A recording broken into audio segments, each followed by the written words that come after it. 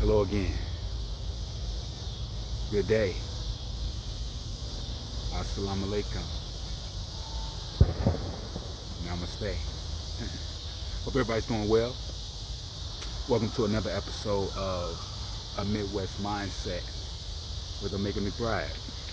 Chilling, enjoying the day. It's a cool breeze on this lovely evening. Thought I'd drop another video in addition to the original series and make this episode something perhaps close to home if you happen to perhaps click on this video. Before I jump into it, if you are joining for the first time, welcome. These videos are intended to add some color to the YouTube community. As you can see, our brothers out in nature enjoying what nature do. And so providing educated insight, some life and times of my own, coupled with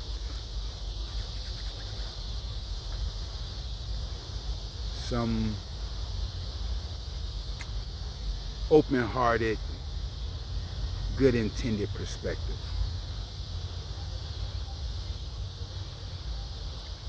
That would be what you're in for if you're joining for the first time. If you're rejoining, or if you're returning rather, you're looking out. Not only would I like for you to like the video and subscribe, but also leave me a comment. Let me know who you are, where you're from, what you think of the subject. Feel free. Feel open. If you are joining again from wherever you are, thank you. You are appreciated. So here we go. Knowing what's most important. Right? It's the title of this episode here. I was thinking the other day, like, how much do people of all ages, of all walks of life, really truly know and are living out their authentic interests and passions that are closely knit to them? I just noticed over the years, I say, where, and you've seen it. If you may see someone, starting something out, you may be, someone who's started something and, over time, maybe either come back to it or, set it down for some reason and may not have gone back to it, but it's still there, and maybe you keep telling yourself you're going to get back to it. What are those interests and passions, that you carry? Are they of importance? If so, how much? I think it's very easy for us to begin to allow life to perhaps make us believe that when we have to place time or attention or effort elsewhere other than us, that we become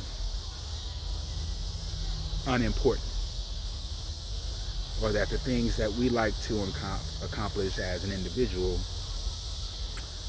that those things have to be put on complete hold. And for everyone, there are things that we call roadblocks, things that can get in the way of going from getting to point B from point A. Yet at the same time, it's like, what do we value? When we are on our deathbed,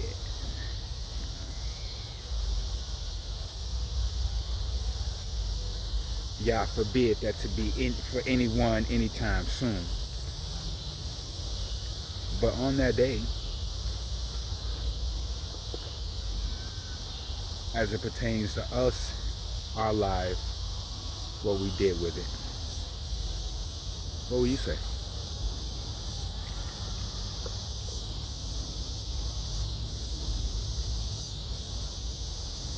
What will have been of most importance when it comes to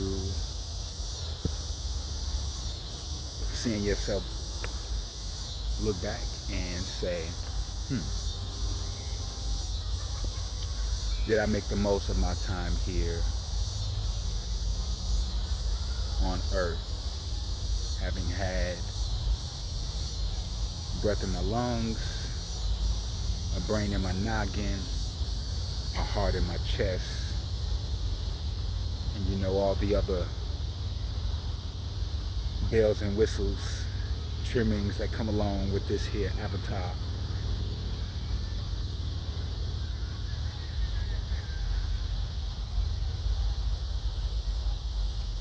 Was I a priority? Are you making yourself a priority? So if you were to make a list of 3 things you're most thankful for, and perhaps even 3 people you're most thankful for, what would those be? Guaranteed that would be where we could find the majority of our time, attention, effort, energy, resources going to. Whatever is on that top 3. And I'll give you a moment. Pause the video. Matter of fact, bam. Ooh. Alright, so hopefully you have taken a moment. If you haven't, cool. May not have been completely clear on what to do during that slight and abrupt pause. But if you were to make that list of 3 things you are most thankful or grateful for, and 3 people that you're most grateful for, where would you be on either of those lists? Wherever you are, if you are or are not on those lists, is also where you could find the source of any unwarranted emotions. And because truth be told, no one on the most thankful, no thing on the most thankful or grateful list can even be of its best if you're not.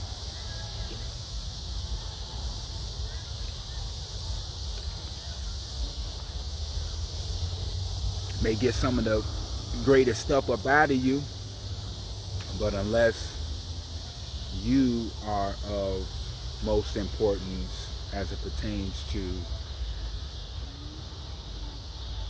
where you see yourself investing your time, your attention, are you doing the things that you like? What makes you smile? What's going to keep you in the highest of spirits in order to live out this thing that we call life? And if those are not questions that are being asked to you by a best friend or family member, then hey, here you go. If you're watching this video, you got me. All right? I'm making it bright. We're going to ask the tough questions on some of these episodes, and I'll be able to get ourselves to a place where there isn't any hesitance or timidity when it comes to doing what's best for ourselves, because in this life we're meant to enjoy it. And how could anyone else around us,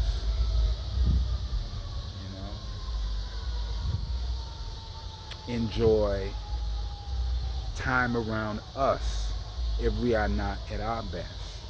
Even if we're alone, how can we enjoy time around ourselves if we don't feel like we're at our best or doing something we're interested? There's a word called boredom for a reason, and sometimes being bored is cool. Being bored is good. You're not being too busy and just kind of sitting back, chilling, not doing too much. But other times, the mind wants to be, wants to have its time to be at ease, but also wants to have its time to be working and doing something. And, you'd be surprised at, how many of us may not necessarily be able to make a list right away of the things we're interested. Some people may. If you're watching this video, it's possible that you know what's of most importance to you. But if there is a question there of what's your interest, what's your passions, take it from me, it's cool to, it's alright, quite alright, to make some time for yourself this week, in the next 3 days,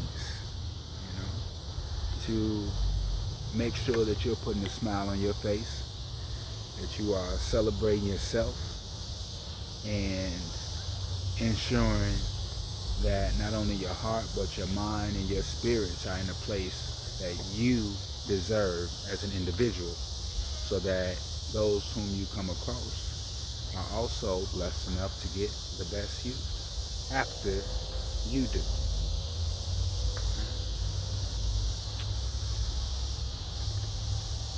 So, also, before we get up out of here, I want to give a shout out to my longtime homeboy, Dewan Short.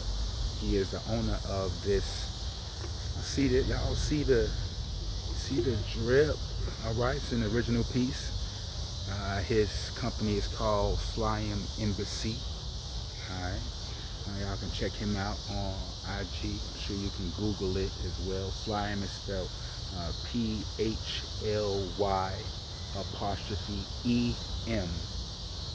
Embassy. Alright? Fly Embassy. So holla at his brand. Alright, before I keep going, make sure you check out his website. Check him out on IG. You think he knew, I'm sure he knew. He didn't know I was going to do a shout out, but it's all gravy. It's all love. That's how we do it over here on the Midwest Mindset with Omega McBride. Also, if you didn't know, I'm also a songwriter, artist. So I'm working on a program to be able to assist other songwriters and those who aspire to be hip-hop recording artists, singer-songwriter of some sort. I have my own production company as well, Diamond Production Group. We're going to be working on perhaps a 7 to 10 week program to make available for other aspiring artists coming up who would like to get in the lab and spit some bars, put a hook and some verses together, complete a whole composition and color it theirs. Alright? So if you like, I can help you with that. So I'll be putting some more information out here every now and again. You can follow me at Omega McBride on Instagram, on Twitter at Omega McBride. Also, the rest of the information will be down below, alright, in the description. Again, thank you for watching. You already know what it is. Continue courageously.